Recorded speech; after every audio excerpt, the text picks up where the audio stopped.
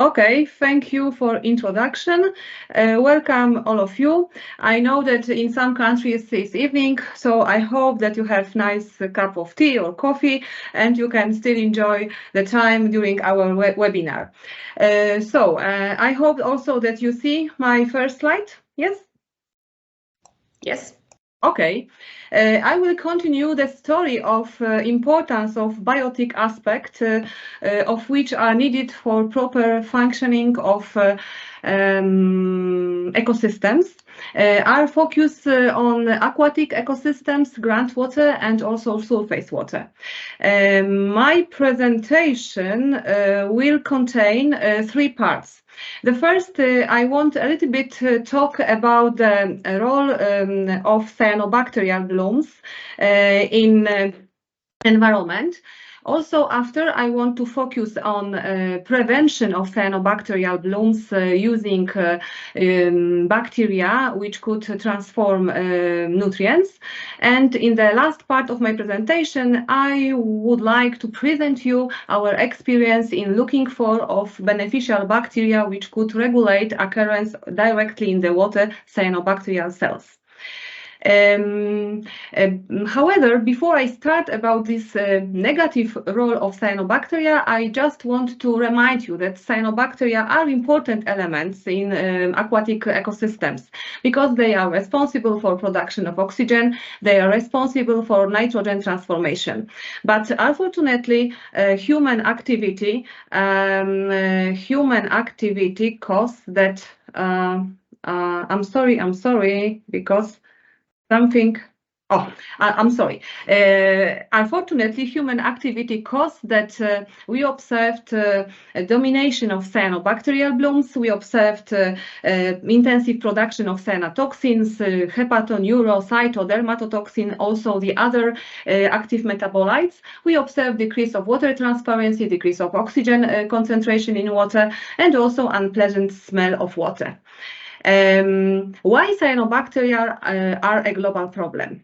They are few parameters which influence on the domination of cyanobacteria. First of them could be the presentation by cyanobacteria of different photosynthetic pigments, because they contain chlorophyll A, like the other eukaryotic organism in phytoplankton, but also, as you see, they have also the other photosynthetic pigments.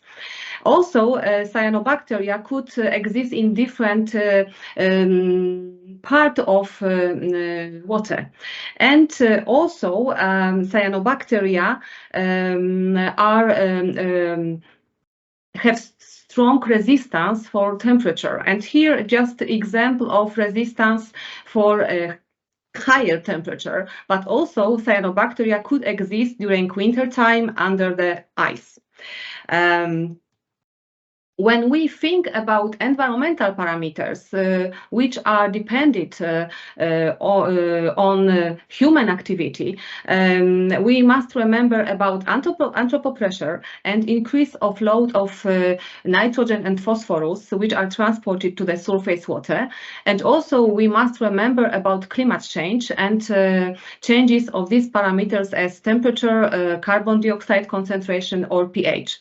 And these elements cause that, as I told you, eutrophication is very intensive in surface water, and then also properties of cyanobacteria cause that they dominate in blooms. But also, please remember that not only cyanobacteria are dangerous in blooms, because with cyanobacteria exist the other bacteria in cyanobacterial blooms. And these bacteria could be also pathogenic. These bacteria also could influence on quality of sanitation of water. And also these bacteria could transfer antibiotic resistance genes. So I will not today focus on this aspect of interaction between different bacteria and cyanobacteria in the case of threat for environment, but I think that it is very important to mark about this in this that cyanobacterial blooms, there are not only cyanotoxin and cyanobacteria. Cyanobacterial blooms, there are also the other microorganisms like the other bacteria. Okay, also, as you see on this example, in global scale, we observed occurrence of cyanotoxins in each continent, like hepato, neuro, and cytotoxins. And also we know that increased temperature caused that it could be dominated toxigenic genotypes of cyanobacteria, which are responsible for production of cyanotoxins.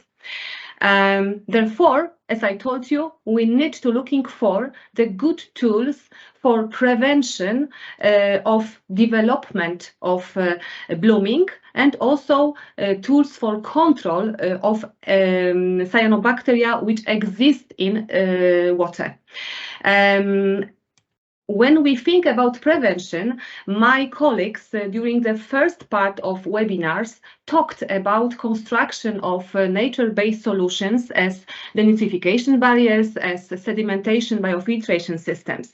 I also focus on this solution, but I would like to focus on bacteria and beneficial role of this bacteria in transformation of nitrogen. Why the proper cycle of nitrogen is very important? Because as you see, I just mark example of a form of nitrogen which could be dangerous for quality of environment, which could participate in eutrophication process like ammonium, like NO2, NO3. And also I mark a very important greenhouse gas, N2O. These forms of nitrogen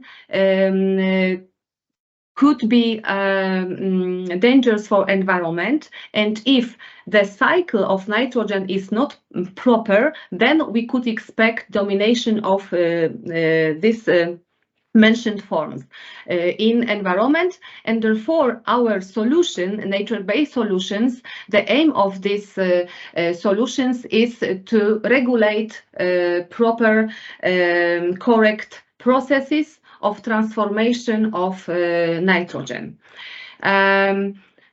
First, some information about our experience and looking for of beneficial bacteria for increase the efficiency activity of sedimentation biofiltration systems. These systems, as you know, are dedicated mainly for urban areas, for small rivers and for streams, but also for agriculture areas. We collected bacteria from different three systems, as you see, and these systems are different by size and also by details in construction, but in all of these systems we have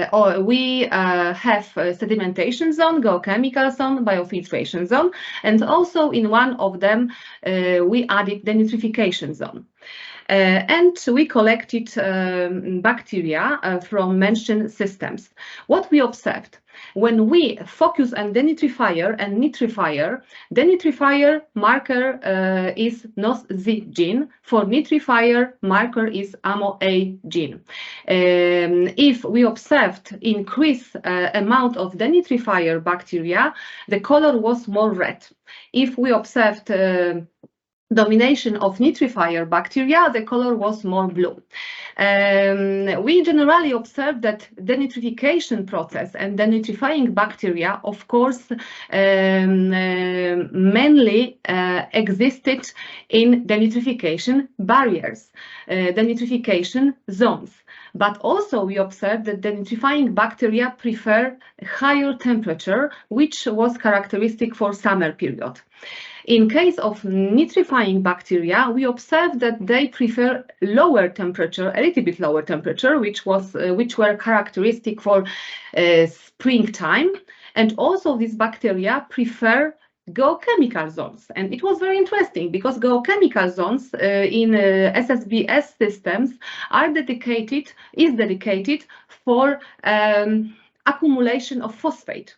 But it was happened that also in these zones is developed biofilms which contain nitrifying bacteria which feel good in this environment, and then we observed, as I told you, domination of these bacteria in this zone.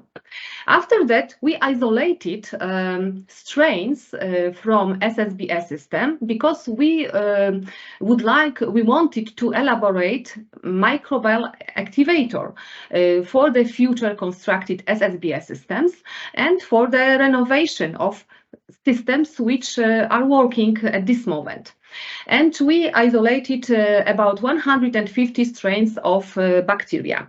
And from these 150 strains of bacteria, we finally recommended 2 strains, Pseudomonas mandeli and Citrobacter freudi. These strains are useful in transformation of NO2 and NO3, also ammonium ions, and these strains could also assimilate nitrogen. So we recommended them for bioaugmentation in the future SSBS system. When we go to the groundwater, to the rural areas, my colleague described you a construction of the nitrification barriers. I just want to mention you what again we know about microorganisms which exist in this barrier, and that we again isolated the most useful in transformation of nitrogen. In this case, we again isolated about 50 strains of bacteria, and among these strains we observed that the most active were Pseudomonas fluorescens. And here you have just one example of one of these strains which degrade NO3 to NO2. And these strains were elaborated as microbial activators for denitrifying barriers. And as my colleague told you before during the first part of webinar, also during construction of new barrier, we used for bioaugmentation mentioned Pseudomonas fluorescens strains. As you see, exactly when we monitored the occurrence of the nitrifiers in mentioned denitrifying barriers in horizontal and vertical deposits, exactly we observed strong signal for NOS-Z, for marker for denitrification in deposits. And we didn't observe the strong signal outside the organic manu-plates, where we not apply additional pool of Pseudomonas fluorescens strains. Very quickly about algicidal bacteria, which could be useful for regulation of occurrence of cyanobacterial cells in the water. Because in this case, we not elaborate the final products, yes, because in the previous case, for SSBS, for denitrifying barriers, we elaborate final product, elaborate microbial activators. In this case, we are still on way, but we isolated again from the blooming more than 180 strains of bacteria. Among them, about 20% presented algicidal activity. And after we analyze this strain using microscopic, genetic, biochemical, and chemical analysis, and finally we proposed, and finally, we proposed 6 strains of algicidal bacteria, as you see. These bacteria could degrade different species of cyanobacteria, but they are not degrade green algae. This is very important because we want to find bacteria which will be selective for degradation of cyanobacteria, which can't degrade the other elements of phytoplankton, like green algae.